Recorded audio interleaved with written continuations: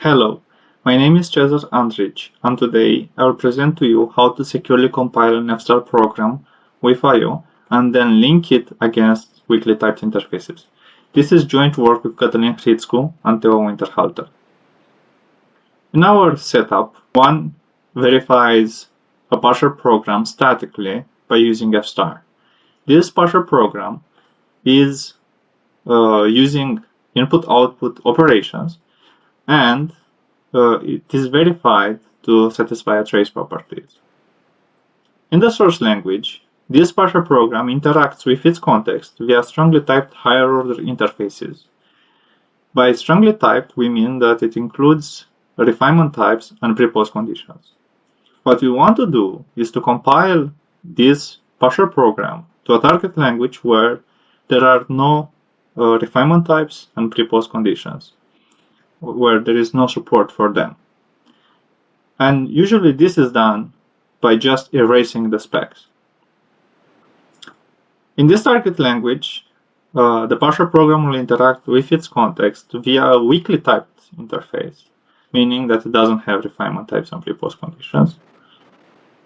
And in this case, if the specs are erased during compilation, and if the linking is done naively, this is unsound.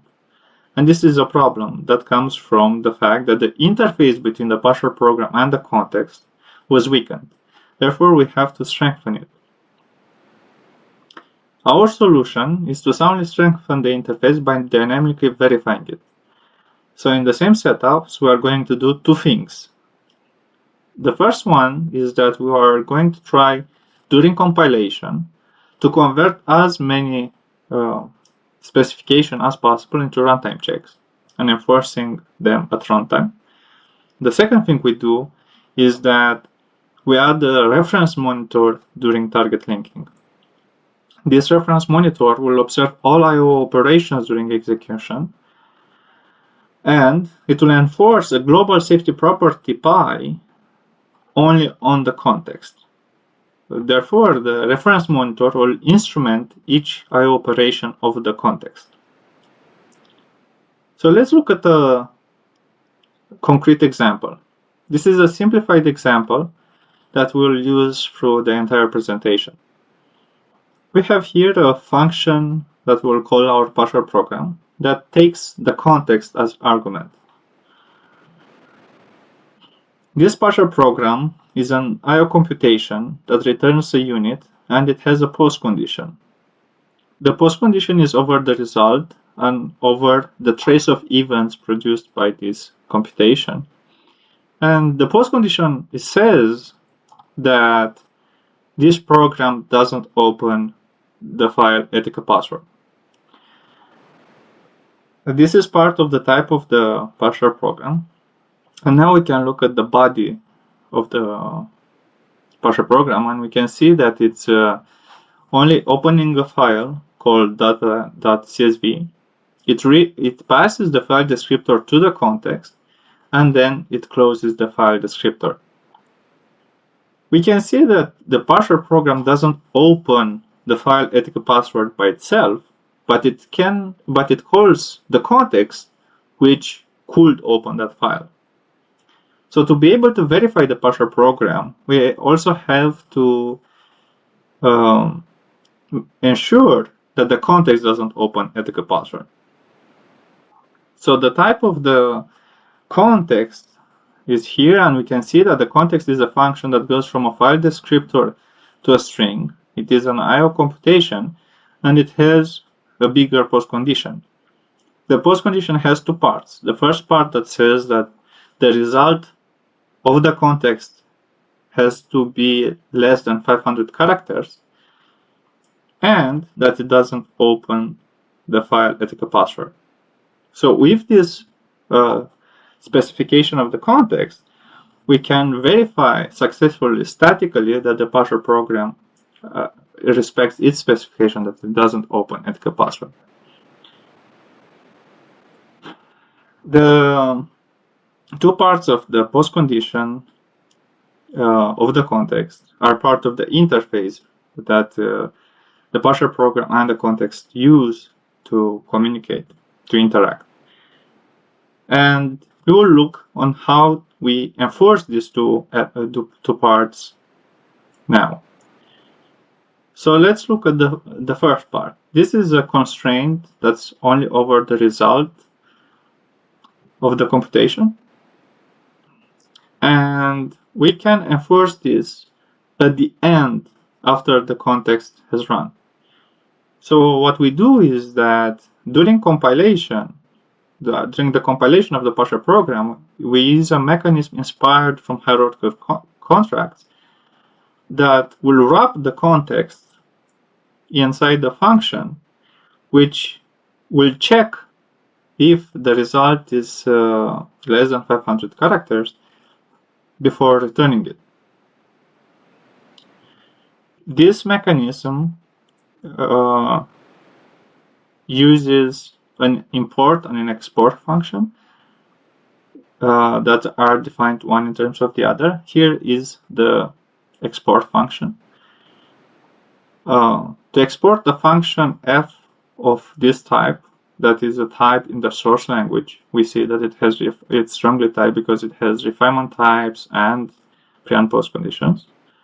So we want to export such a function to the target language, where the specs become trivial, therefore we can erase them safely, and the refinements are gone.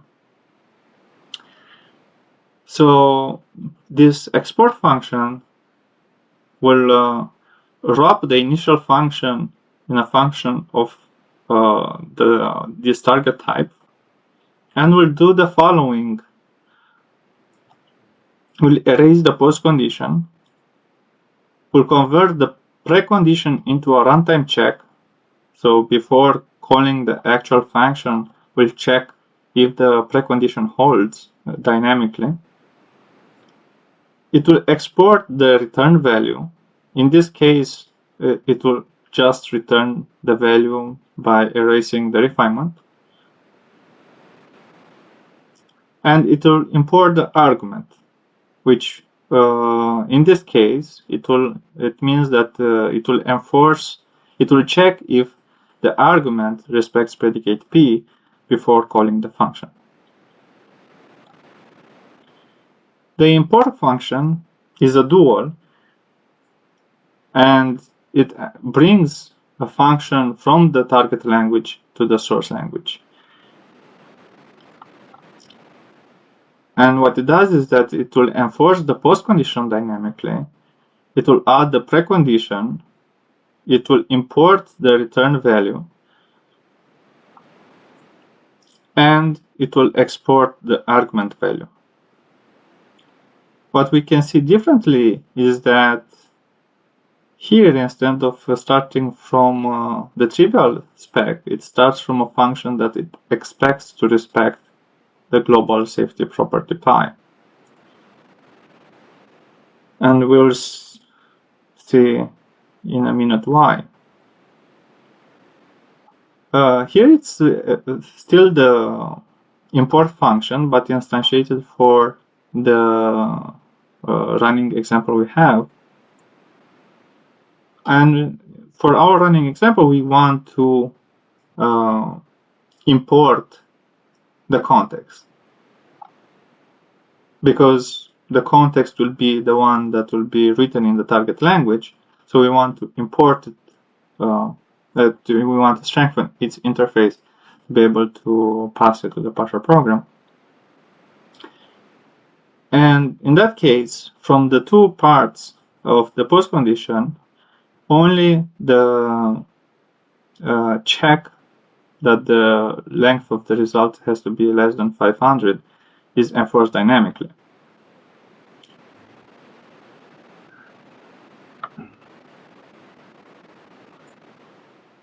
And we have this part of the post condition we did not enforce yet. The thing is, we cannot check at the end of the computation that the context didn't open the file. We have to prevent this from happening, otherwise it will violate the safety property. So using higher order contracts is not enough in this case. So to enforce that, we actually use instrumentation. And to enable instrumentation, what we do is that we link a reference monitor, we add a reference monitor during linking in the target. So we do that by taking advantage that the target partial program and the target context both share the I/O operation they can perform. And because of that, we give them different implementations of the I/O operations during linking.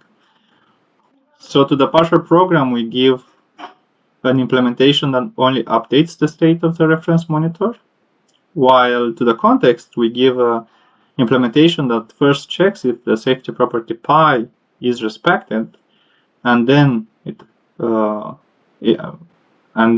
updates the monitor, the state of the monitor if the property pi was respected.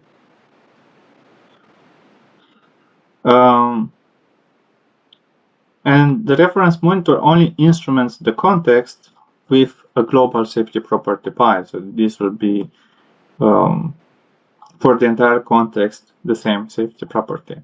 In our case, in our example, the pi will be just to block all open files on ethical password. So this is how we enforce both of those parts of the post condition.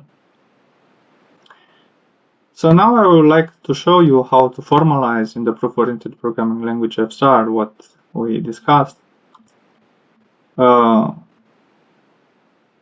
We implemented and reasoned about the compilation chain directly in F*. Since our source language is a subset of F* and our target language is a subset of the source language, we did a shallow embeddings for these languages directly in F*. We implemented the compilation directly in F*, and then we modeled and reasoned about the entire chain directly in F*. And we showed that our instrumentation is sound, and also that our compilation chain satisfies one of the strongest secure compilation criterion, the robust relational hyperproperty preservation of Abate et al.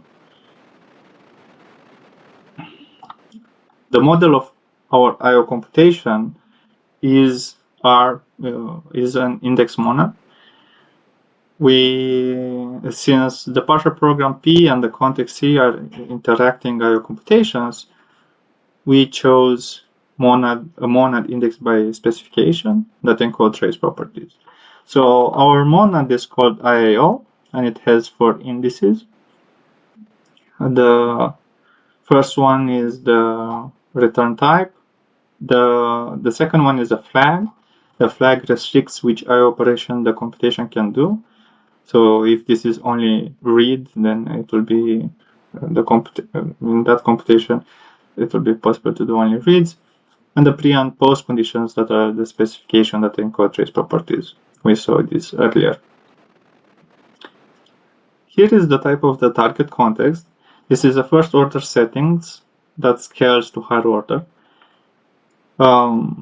F* doesn't have support for module abstractions, therefore we represent our context as a function. And what we wanted to model is that our target context can be linked with any I/O implementation of the operations. Therefore, what we did is that we made our context flag polymorphic. And because it's flag polymorphic, we pass an implementation of the operation directly to the context. This prevents the context to use directly the operations that are in the I/O monad, and it has to use the implementation gave as an argument. The target context is flag polymorphic because the flag is labeled with erased, which makes it unusable in the computation. Therefore, it cannot merge on it.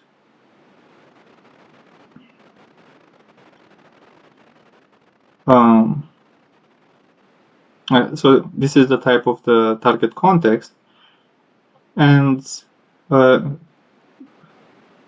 linking it will be the place where the target context is instantiated with the flag, the spec, and the actions. And because our partial program contexts are represented as functions, the linking will be just application. And here we can see the instantiation of the context. We give it the flag all actions, spec pi, and then we instrument the actions with that spec pi.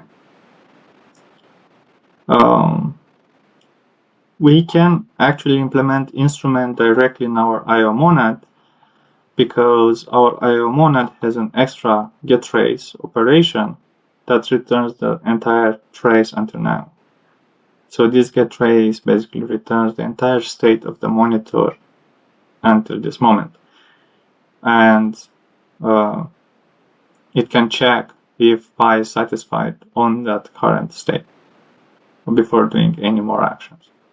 We prove soundness about our compilation chain.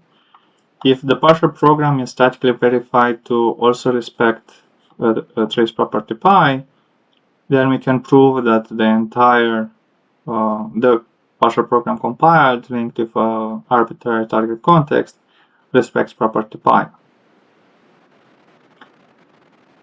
And this is because compilation is weakening the interface of the partial program and strengthening the interface of the context using import.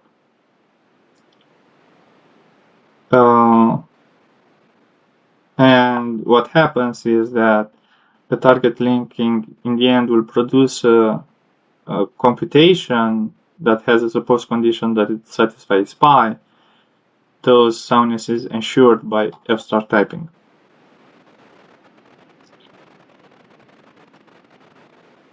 Robust relational hyperproperty preservation is the second criterion we show about our compilation chain, is the strongest criterion of Abate et al. This criterion says that the compilation preserves robustly all the relational hyperproperties of the source partial program.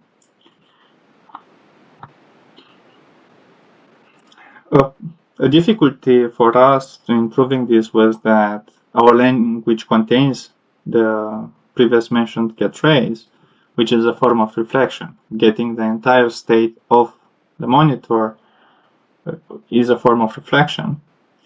And this was a problem. However, we solved it by taking advantage of flag polymorphism. Therefore, our source partial program and context and the target context cannot call getTrace directly because of flag polymorphism. To prove such a criterion, one has to define a back translation of context, because we can see that one has to provide the witness for the source context only by having a target context. Therefore, a back translation that goes from a target context to a source context. However, we can prove something even stronger. In our case, we can prove syntactic equality between these two, between the target context linked with the compiled source partial program and the back translated target context linked directly with the source partial program. We can prove syntactic equality, and we can see here that if we have the syntactic equality, the proof of the criterion is very easy. And we can do this syntactic equality because our definitions are done in such a way this follows. So we only have to unfold the definitions and we'll get syntactic equality. This makes our proof orders of magnitude simpler than most other proofs in this space. So to summarize, I showed you a secure compilation chain for statically verified F-star partial programs with I/O, and our mechanism scales for higher order interfaces.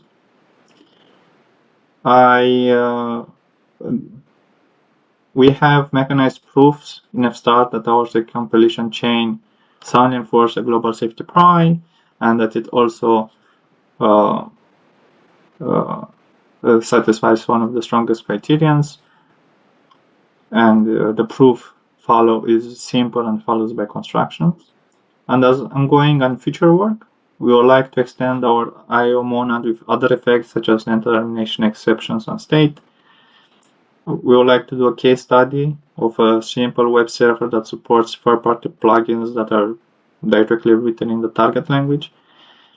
And we would also like to prove relational hyperproperties about secure partial programs in F-star by exploiting flag polymorphism. That's it. Thank you for your attention, and I am ready to take